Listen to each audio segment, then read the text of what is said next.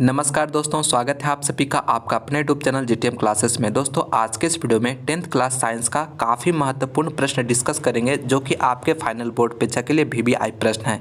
आज के इस वीडियो में 40 महत्वपूर्ण प्रश्न सिलेक्ट करके लाए हैं जो कि आपके फाइनल बोर्ड परीक्षा 2022 के लिए वीवीआई प्रश्न है। ठीक है, यानी इससे 100% आपके बोर्ड परीक्षा में प्रश्न लड़ेगा ही तो लड़ेगा। ठीक है, तो चलिए आज के यह शानदार वीडियो शुरू करते हैं। और दोस्तों आप लोग इस वीडियो के अंत तक जरूर देखिएगा और सभी प्रश्नों को याद कर लीजिएगा। ठीक है, क्योंकि इस साल के लिए ये वीवीआई प्रश्न है दोस्तों। तो चलिए आज के शानदार वीडियो हम शुरू करते हैं पहला नंबर प्रश्न से। तो देखिए मेरा पहला प्रश्न में पूछे थे कि जंग रोधी स्टील क्या है। काफी महत्वपूर्ण प्रश्न है दोस्तों ये। ठीक है, आपको बताना कि जंग रोधी स्टील क्या है। ए ऑप्शन द्रय धातु, बीम द्रय अधातु, सीम द्रय मिश्र धातु और डिम द्रय इनमें से कोई नहीं। तो इसका राइट आंसर हो जाएगा ऑप्शन नंबर सी, मिश्र धातु। ठीक है, जंग रोधी स्टील जो होता है ये क्या होता है, ये मिश्र धातु होता है। ठीक है, तो ऑप्शन नंबर सी इसका बिल्कुल करेक्ट आंसर हो जाएगा। चलिए अगला प्रश्न आप देखते हैं। दूसरा नंबर प्रश्न में पूछ रहे कि क्रायोलाइट किस धातु का अयस्क है। ये भी काफी महत्वपूर्ण प्रश्न है आपके फाइनल बोर्ड परीक्षा के लिए। पूछ रहे कि क्रायोलाइट जो है किस धातु का अयस्क है। ए ऑप्शन है लोहा, बीम द्रय तांबा, सीम द्रय एल्युमिनियम और डिम द्रय मैग्नीशियम। तो इसका राइट आंसर हो जाएगा एल्युमिनियम। ठीक है, ऑप्शन नंबर सी बिल्कुल करेक्ट आंसर हो जाएगा। चलिए अगला प्रश्न अब देखते हैं। तीसरा नंबर प्रश्न में पूछ रहे कि विद्युत चुम्बकीय प्रेरण की खोज किसने की थी। विद्युत चुम्बकीय प्रेरण की खोज किसने की थी। ए ऑप्शन द्रय एम्पियर, बीम द्रय फ्लेमिंग, सीम द्रय फैराडे और डिम द्रय इनमें से कोई नहीं। तो इसका राइट आंसर हो जाएगा ऑप्शन नंबर सी, फैराडे। ठीक है, सी ऑप्शन का बिल्कुल करेक्ट आंसर हो जाएगा। चलिए अगला प्रश्न आप देखते हैं। चौथा नंबर प्रश्न में पूछा कि विद्युत फ्यूज आधारित है। तो विद्युत फ्यूज जो होता है जो हम लोग सेफ्टी में यूज करते हैं घर में, ठीक है ना, यानी कि ज़्यादा वोल्टेज आने पर ये विद्युत फ्यूज क्या हो जाता है, उसका जो वायर होता है वो कट जाता है, जिससे कि मेरा जो भी विद्युत परिपथ होता है, इलेक्ट्रिक सर्किट होता है वो बच जाता है। ठीक है, तो ये किस पर आधारित होता है, तो ये धारा के ऊष्मीय प्रभाव पर आधारित होता है। ठीक है, तो ऑप्शन नंबर ए इसका बिल्कुल करेक्ट आंसर हो जाएगा। चलिए अगला प्रश्न अब देखते हैं। 5वां नंबर पूछ रहे कि सबसे अधिक विद्युत ऋणात्मक तत्व है। काफी महत्वपूर्ण प्रश्न ये दोस्तों। पूछा जा रहा है कि सबसे अधिक विद्युत ऋणात्मक तत्व कौन है। ठीक है, क्लोरीन, फ्लोरीन, ऑक्सीजन, आयोडीन। तो फ्लोरीन हो जाता है। ठीक है, क्या हो जाता है, फ्लोरीन जो होता है यह सबसे अधिक विद्युत ऋणात्मक तत्व होता है। ठीक है, तो ऑप्शन नंबर बी मेरा बिल्कुल करेक्ट आंसर हो जाएगा फ्लोरीन। ठीक है, आप लोग अच्छी तरह से याद रखिएगा, काफी महत्वपूर्ण प्रश्न है। अगला प्रश्न देखिए 6ठा नंबर प्रश्न में पूछे कि आधुनिक आवर्त सारणी में तत्वों के वर्गीकरण का आधार है परमाणु संख्या, परमाणु भार, परमाणु घनत्व, परमाणु त्रिज्या। तो आधुनिक आवर्त सारणी जो है, मॉडर्न पीरियोडिक टेबल जो है ना, वो उसका वर्गीकरण का जो आधार क्या रखा गया, तो परमाणु संख्या है। ठीक है, परमाणु संख्या। तो ऑप्शन नंबर ए इसका बिल्कुल करेक्ट आंसर हो जाएगा। दोस्तों आज के इस वीडियो में 40 महत्वपूर्ण प्रश्न जो कि आपके फाइनल बोर्ड परीक्षा के लिए भी आई है। ठीक है, इस 40 प्रश्न में से आपके बोर्ड परीक्षा में 10 से 15 प्रश्न हूबहू लड़ेगा दोस्तों। ठीक है, इसलिए आप लोग इस वीडियो को शुरू से अंत तक जरूर देखिए और सभी प्रश्नों को आप याद जरूर से जरूर कर लीजिएगा। ठीक है, और अगर आप मेरा और भी दूसरे सब्जेक्ट का वीडियो देखना चाहते हैं तो लिंक डिस्क्रिप्शन में दिया, वहाँ पर जाकर देख सकते हैं। नहीं तो आप हमारे चैनल के प्लेलिस्ट में जाकर जिस भी सब्जेक्ट की तैयारी करना चाहते हैं वहाँ पे मेरा वीडियोस ऑब्जेक्टिव सब्जेक्टिव सभी को देख सकते हैं। ठीक है, और इस वीडियो को लाइक नहीं किया दोस्तों, तब आप लोग लाइक जरूर कर दीजिए। इस वीडियो को अपने दोस्तों में ज़्यादा से ज़्यादा शेयर भी जरूर से जरूर करिएगा। और चैनल पर नए हैं तो प्लीज़ जीटीएम क्लासेस चैनल को सब्सक्राइब भी जरूर से जरूर कर लीजिएगा। ठीक है, चलिए अगला प्रश्न अब देखते हैं। 7वां नंबर प्रश्न में पूछ रहे कि पुष्प के नर जनन अंग है। दोस्तों पुष्प का जो नर जनन अंग होता है वो क्या होता है, दलपुंज होता है, पुमंग होता है, जयांग होता है, इनमें से कोई नहीं। तो पुमंग होता है। क्या होता है, पुमंग। ऑप्शन नंबर बी इसका बिल्कुल करेक्ट आंसर हो जाएगा। और यहाँ पे नर पूछा जा रहा था, अगर मादा जनन अंग पूछा जाएगा तो वहाँ पे क्या हो जाएगा, जयांग हो जाएगा, जयांग हो जाएगा। ठीक है, आप लोग इसे भी याद रखिएगा, यानी कि यह नर के लिए पूछा जाएगा तो पुमंग और मादा के जनन अंग के लिए पूछा जाएगा तो जयांग हो जाएगा। ठीक है, तो दोनों आप लोग को याद रखना है, दोनों महत्वपूर्ण भी आई है दोस्तों। ठीक है, चलिए अगला प्रश्न आप देखते हैं। 8वां नंबर प्रश्न में पूछा कि हाइड्रोजन के दो परमाणुओं के बीच कितने आबंध बनते हैं। यानी हाइड्रोजन का दो जो H2 मेरा हाइड्रोजन का यह फॉर्मूला होता है, ये किस तरह से जुड़े रहते हैं, इस तरह से जुड़े हुए रहते हैं। ठीक है, तो इसके बीच देख रहे हैं कितना आबंध है, एक है, तो इसका एक राइट आंसर हो जाएगा। ठीक है, ए मेरा ए ऑप्शन इसका बिल्कुल करेक्ट आंसर हो जाएगा। ठीक है, आप लोग अच्छी तरह से याद रखिएगा। चलिए अगला प्रश्न पूछा जा रहा है 9वां नंबर प्रश्न में पूछे कि आवर्धन का एसआई मात्रक है। दोस्तों आवर्धन यानी मैग्निफिकेशन जिसको एम से हम डिनोट करते हैं, ये इसका जो है एसआई मात्रक पूछा जा रहा है। मीटर, प्रति मीटर, जूल, इनमें से कोई नहीं। तो इनमें से कोई नहीं, इसका कोई भी मात्रक नहीं होता। आवर्धन का जो होता है कोई भी मात्रक नहीं होता है। ठीक है, तो इसलिए इसलिए डी ऑप्शन इसका बिल्कुल करेक्ट आंसर हो जाएगा। इनमें से कोई नहीं, इसका कोई मात्रक हो यूनिट लेस होता है, ठीक है। इसका कहने का मतलब इसका कोई मात्रक नहीं होता है, तो आप लोग इसे याद रखिएगा, काफ़ी महत्वपूर्ण प्रश्न है। चलिए अगला प्रश्न देखते हैं। 10वां नंबर पूछे कि कौन सा पदार्थ लाल लिटमस को नीला कर देता है, यानी लाल लिटमस को नीला कर देता है, वो कौन सा पदार्थ होगा? अम्ल होगा, क्षार होगा, दोनों होगा, इनमें से कोई नहीं। तो देखिए लाल से नीला कर रहा है ना, तो क्षार हो जाएगा, ठीक है। लाल से नीला होगा तो क्षार हो जाएगा, यानी ऑप्शन नंबर बी बिल्कुल करेक्ट आंसर हो जाएगा। देखिए 1 यानी कि मेरा pH स्केल जो होता है, pH स्केल यहाँ पे मेरा 7 है, जहाँ पे 7 अगर 7 रहता है किसी भी यानी बिलियन का अगर pH मान 7 होता है तो क्या होता है? न्यूट्रल होता है, ठीक है। अगर 7 से अधिक होता है तो वो क्या हो जाता है? यह क्षार यानी क्षार होता है, ठीक है। आप लोग याद रखिएगा क्षार, ठीक है। और 7 से कम रहता है तो वो क्या होता है? अम्ल होता है, ठीक है। तो आप लोग ये सब जानते हैं, यानी ये सब अच्छी तरह से याद रखिएगा। ऑब्जेक्टिव जरूर से जरूर इससे पूछा जाएगा, ठीक है। यानी 7 से कम रहेगा तो अम्ल, और 7 से अधिक रहेगा तो क्षार, और 7 रहेगा तो वह न्यूट्रल हो जाता है। तो अगर पूछा जा रहा है इसमें कि लाल लिटमस से नीला कर दे रहा है, ठीक है, तो वह क्या हो जाएगा? क्षार हो जाएगा। और यही अगर दोस्तों अगर नीला से लाल कहता तो मेरा अम्ल होता वहाँ पे, ठीक है। दोनों को अच्छी तरह से याद रखिएगा, दोनों VVI प्रश्न है, ठीक है। 100% यहाँ से 1-2 प्रश्न जरूर से जरूर रहेगा आपके फाइनल बोर्ड परीक्षा में। चलिए अगला प्रश्न देखते हैं। 11 नंबर पूछे रहा कि निम्न में से कौन सा पद विद्युत परिपथ में विद्युत शक्ति को निरूपित करता है? विद्युत शक्ति यानी पी को जो है कौन निरूपित करता है?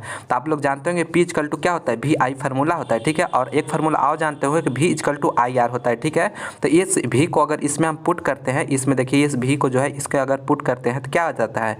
I और R और इंटू आई, तो इसी को हम क्या लिख सकते हैं? I² R लिख सकते हैं। तो देखिए कौन सा ऑप्शन में? ऑप्शन नंबर ए में दे रहा है, तो ए ऑप्शन यहाँ पे बिल्कुल करेक्ट आंसर हो जाएगा।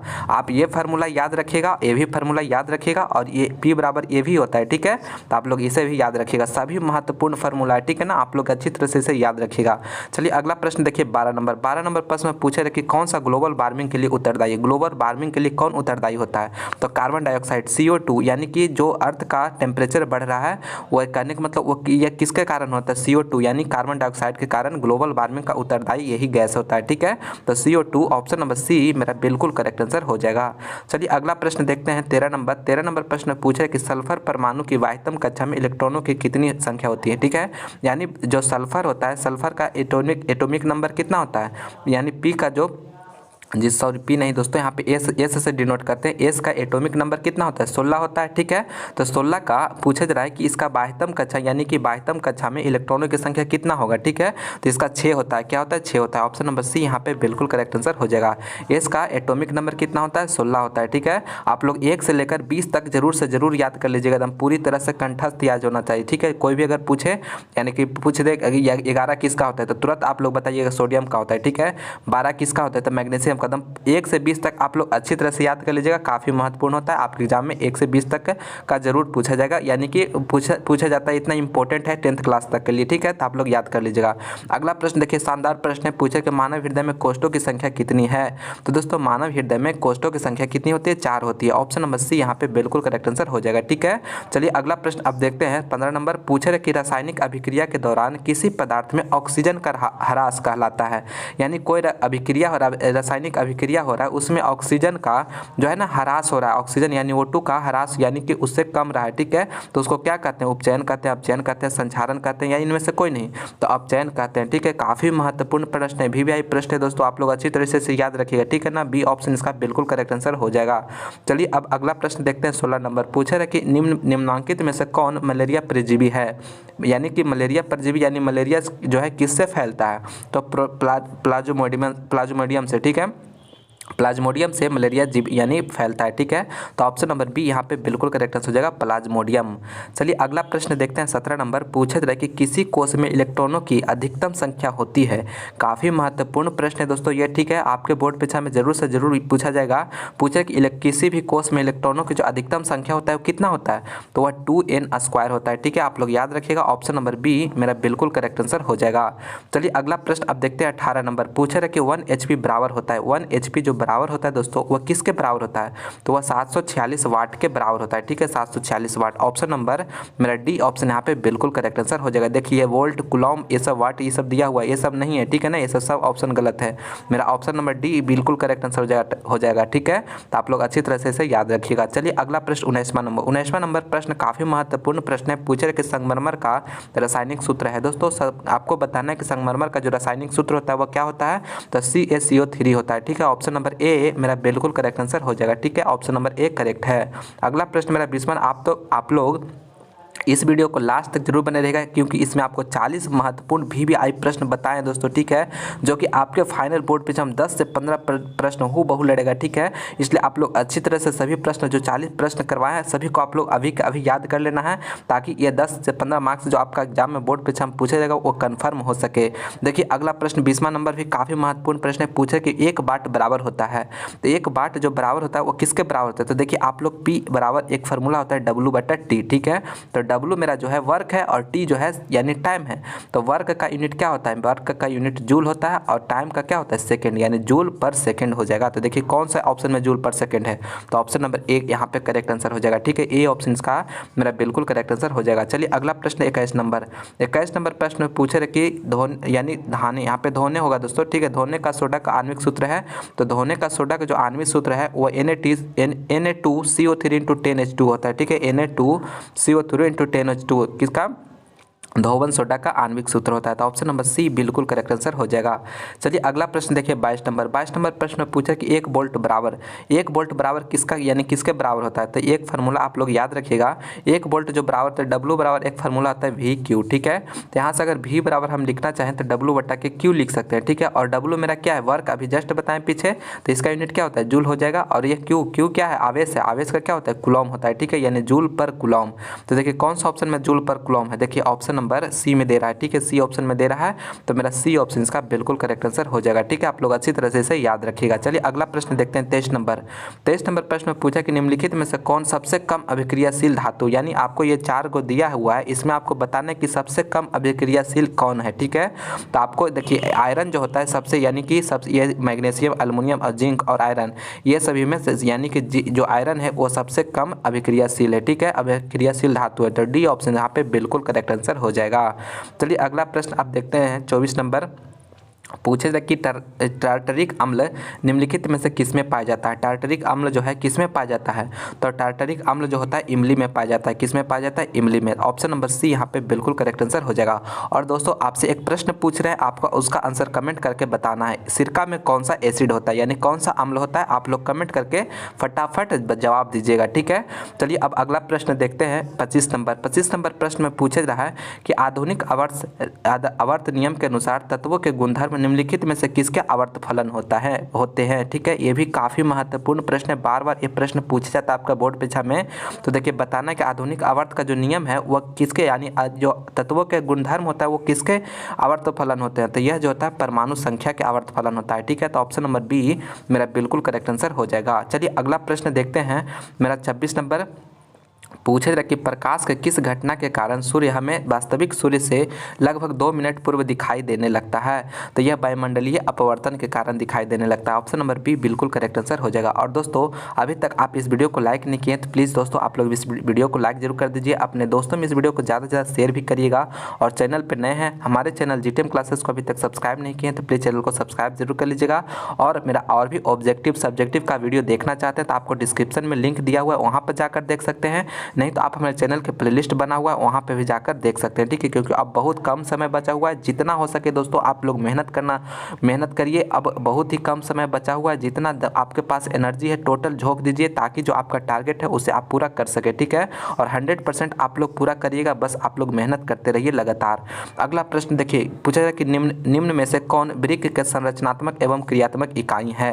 तो दोस्तों वृक्क का जो संरचनात्मक और क्रियात्मक इकाई होता है वो नेफ्रॉन होता है। क्या होता है? नेफ्रॉन। ऑप्शन नंबर डी मेरा बिल्कुल करेक्ट आंसर हो जाएगा। चलिए अगला प्रश्न देखते हैं 28 नंबर। पूछा कि जब किसी अभिक्रिया के समय किसी पदार्थ के ऑक्सीजन की वृद्धि होती है तो निम्नलिखित में से क्या कहा जाता है? देखिए ऑक्सीजन की जब वृद्धि होता है ना तो उसको क्या कहते हैं? उपचयन कहते हैं। क्या कहते हैं? उपचयन। ऑप्शन नंबर बी मेरा बिल्कुल करेक्ट आंसर हो जाएगा। और पीछे हम क्या बताएं कि ऑक्सीजन का अगर यानी कि ह्रास होता है यानी कमी होगा तो उसको अपचयन बोलेंगे, लेकिन यहाँ पे वृद्धि होगा तो उपचयन कहेंगे। काफ़ी महत्वपूर्ण प्रश्न है दोस्तों, काफ़ी कन्फ्यूजन होता है दोनों में। ठीक है, इसलिए आप लोग अच्छी तरह से याद रखिएगा, 100% ये प्रश्न पूछा जाएगा आपके बोर्ड परीक्षा में। चलिए अगला प्रश्न देखते हैं 29 नंबर। पूछ रहे कि किस प्रकार के श्वसन से अधिक ऊर्जा मुक्त होती है? वायवीय अवायवीय दोनों, इनमें से कोई नहीं। तो वायवीय श्वसन से अधिक ऊर्जा प्राप्त मुक्त होता है। ठीक है, ऑप्शन नंबर ए यहाँ पे बिल्कुल करेक्ट आंसर हो जाएगा। और दोस्तों अगर आप साइंस का सब्जेक्टिव प्रश्न का VVI प्रश्न देखना चाहते हैं, ठीक है, 2 नंबर वाला, तो आपको लिंक डिस्क्रिप्शन में दिया हुआ, वहाँ पर जाकर देखिए। यानी 50 से ज़्यादा यानी हम प्रश्न करवा चुके हैं दोस्तों, 2 नंबर वाला प्रश्न। ठीक है, और इससे जो प्रश्न करवाए ना, उससे बाहर एक भी प्रश्न नहीं रहेगा। ठीक है, तो आप लोग जाकर देखिए, टोटल VVI प्रश्न करवाया हुआ है आपके बोर्ड परीक्षा के लिए। ठीक है, तो जाकर आप लोग देखिए जरूर। चलिए अगला प्रश्न देखिए 30वां नंबर प्रश्न में पूछा कि असंतृप्त हाइड्रोकार्बन जिनमें कार्बन कार्बन परमाणु के बीच त्रिव आबंधन होते हैं कहलाते हैं? एल्कीन, अल्काइन, एल्केन, इनमें से कोई नहीं। तो देखिए यहाँ पे त्रिआबंधन यानी ट्रिपल बॉन्ड पूछा जा रहा है। ठीक है, तो ट्रिपल बॉन्ड जो होता है एल्काइन में होता है। किस में होता है? अल्काइन में। तो ऑप्शन नंबर बी मेरा बिल्कुल करेक्ट आंसर हो जाएगा। अगर डबल बॉन्ड पूछा जाएगा, डबल बॉन्ड, तो वहाँ पे एल्कीन होगा। ठीक है, आप लोग याद रखिएगा। और सिंगल बॉन्ड पूछा जाएगा तो एल्केन होगा। ठीक है, तो आप लोग इसे भी याद रखिएगा। कोई भी आपके एग्जाम में यहाँ से एक प्रश्न पूछ सकता है। क्या बताएं कि ट्रिपल बॉन्ड रहेगा तो एल्काइन हो जाएगा, और डबल बॉन्ड रहेगा तो एल्कीन हो जाएगा, और सिंगल बॉन्ड रहेगा तो एल्केन हो जाएगा। तो चलिए अगला इसमें मेरा पूछा जाता है त्रिआबंध यानी ट्रिपल बॉन्ड के लिए, तो मेरा बी ऑप्शन यहाँ पे करेक्ट है। चलिए अगला प्रश्न देखते हैं 31 नंबर। पूछ रहे कि ओजोन परत पाया जाता है। ओजोन परत जो पाया जाता है किसमें?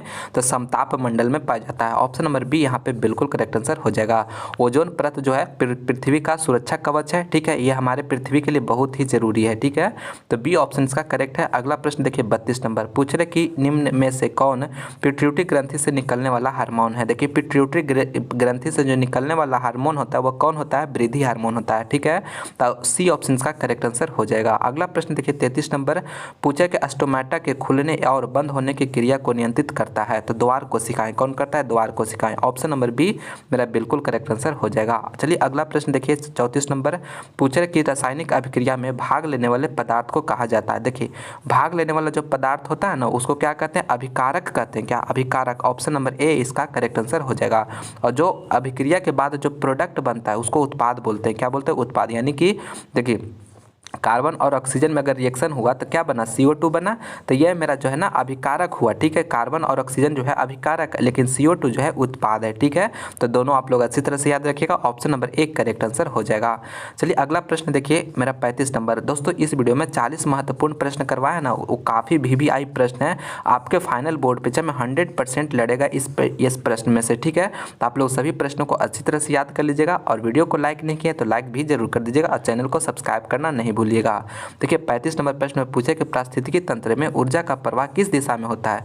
एक दिशीय, द्विदिशीय, बहुदिशीय, इनमें से यानी किसी भी दिशा में नहीं, तो एक दिशीय होता है। ठीक है, ऑप्शन नंबर एक करेक्ट आंसर हो जाएगा। चलिए अगला प्रश्न देखते हैं 36 नंबर। पूछे कि इनमें से कौन गैस चूने के पानी को दूधिया कर देता है? कौन जो गैस होता है वो चूने का जो पानी का होता है उसको दूधिया बना देता है? तो देखिए ऑप्शन नंबर सी यहाँ पे करेक्ट आंसर हो जाएगा, कार्बन डाइऑक्साइड, यानी सी ऑप्शन इसका बिल्कुल करेक्ट आंसर हो जाएगा।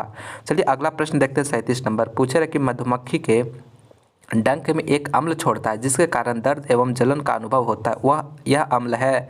तो देखिए मधुमक्खी का डंक में जो होता है ना एक यानी कि अम्ल पाया जाता है, वह यानी कि अगर वह काट लेता है तो कैसा दर्द महसूस होता है, जलन महसूस होता है, इसके क्या कारण होता है? तो उसमें एक अम्ल प्रेजेंट रहता है। तो वह कौन सा अम्ल रहता है? तो अम्ल का नाम पूछा जाता है। ऑप्शन नंबर ए यहाँ पे मेथेनोइक अम्ल रहता है। ठीक है, मेथेनोइक अम्ल। तो ऑप्शन नंबर ए इसका करेक्ट आंसर हो जाएगा। इसी को मेथेनोइक या फॉर्मिक अम्ल भी इसको बोलते हैं। ठीक है, चलिए अगला प्रश्न आप देखते हैं 38 नंबर। 38 नंबर प्रश्न में पूछा कि जिंक और सल्फ्यूरिक अम्ल के बीच अभिक्रिया में निम्नलिखित में से कौन सी गैस निकलती है? यानी जिंक और H2SO4 का रिएक्शन हो रहा है। ठीक है ना, H2SO4 का रिएक्शन हो रहा है, तो इसके अभिक्रिया के बीच में जो है कौन सा गैस निकलता है ये पूछा जा रहा है। तो हाइड्रोजन गैस निकलता है। कौन? हाइड्रोजन। ऑप्शन नंबर सी यहाँ पे बिल्कुल करेक्ट आंसर हो जाएगा। ठीक है, आप लोग अच्छी तरह से याद रखिएगा, काफ़ी VVI प्रश्न है दोस्तों। ठीक है, आप लोग अच्छी तरह से इसे याद रखिएगा। चलिए अगला प्रश्न आप देखते हैं 39 नंबर। पूछा एक निम्नलिखित में से कौन कार्बोक्सिलिक समूह है? तो देखिए आपको बताना है कि कार्बोक्सिल समूह जो है वो कौन है। ए ऑप्शन बी है, बी और सी कौन है इसमें बताना है। तो ऑप्शन नंबर सी यहाँ पे करेक्ट आंसर हो जाएगा। COOH जो होता है कार्बोक्सिलिक समूह होता है। ठीक है, तो option number c correct answer हो जाएगा। ठीक है, और आपसे देखिए आपको बताना है कि CHO जो होता है किसका होता है। अगर आप लोग जानते हैं तो कमेंट करके बताइएगा। CHO जो होता है किसका होता है, किसका समूह यानी फंक्शनल ग्रुप होता है। ठीक है, COOH किसका होता है? कार्बोक्सिलिक समूह का। लेकिन CHO जो होता है किसका होता है? अगर आप लोग आंसर जानते हैं तो कमेंट करके हमें जरूर से जरूर बताइएगा। चलिए अगला प्रश्न अब देखते हैं 40 नंबर। पूछा गया कि द ओरिजिन ऑफ स्पीसीज नामक पुस्तक किसने लिखी। काफ़ी महत्वपूर्ण प्रश्न है दोस्तों, यह प्रश्न 100% आपको बोर्ड परीक्षा में पूछा जाएगा। पूछा कि द ओरिजिन ऑफ स्पीसीज नामक पुस्तक किसने लिखी, तो इसका राइट आंसर हो जाएगा डार्विन। ऑप्शन नंबर सी यहाँ पे बिल्कुल करेक्ट आंसर हो जाएगा। ठीक है, आप लोग अच्छी तरह से याद रखिएगा। तो फाइनली दोस्तों आज के इस वीडियो में आपको 40 महत्वपूर्ण प्रश्न करवाए हैं जो कि आपके बोर्ड परीक्षा 2022 के लिए VBI प्रश्न था। ठीक है, और इससे 100% प्रश्न लड़ेगा ही लड़ेगा, इसलिए आप लोग सभी 40 प्रश्नों को आप लोग अच्छी तरह से याद कर लीजिएगा। और 40 प्रश्न में से कितने का आंसर आप लोग जानते थे, कमेंट करके आप हमें बता सकते हैं। ठीक है, तो चलिए मैं उम्मीद करता हूं कि यह वीडियो आपको पसंद आया होगा। तो प्लीज़ आप इस वीडियो को लाइक करें, अपने दोस्तों में ज़्यादा से ज़्यादा शेयर करें और लगातार मेहनत करते रहिएगा। ठीक है, क्योंकि अब समय कम है, तो अगर आप टारगेट पूरा करना चाहते हैं तो मेहनत तो करना ही पड़ेगा दोस्तों। हम आपको अच्छे अच्छे कंटेंट प्रोवाइड करा रहे हैं ताकि आप एग्जाम में जो आप टारगेट फिक्स किए हो उसे अचीव कर सके। ठीक है, तो आप लोग मेहनत जरूर करिए। तो चलिए, आप लोग अगर इस चैनल GTM क्लासेस को सब्सक्राइब नहीं किए हैं तो प्लीज़ चैनल को सब्सक्राइब करके बेल आइकन भी प्रेस कर लीजिएगा ताकि हम कोई वीडियो अपलोड करें तो उसका नोटिफिकेशन आप लोगों को सबसे पहले मिले। तो चलिए, इसी तरह से आप लोग मन लगाकर पढ़ाई करते रहिए। इस वीडियो को देखने के लिए बहुत बहुत धन्यवाद।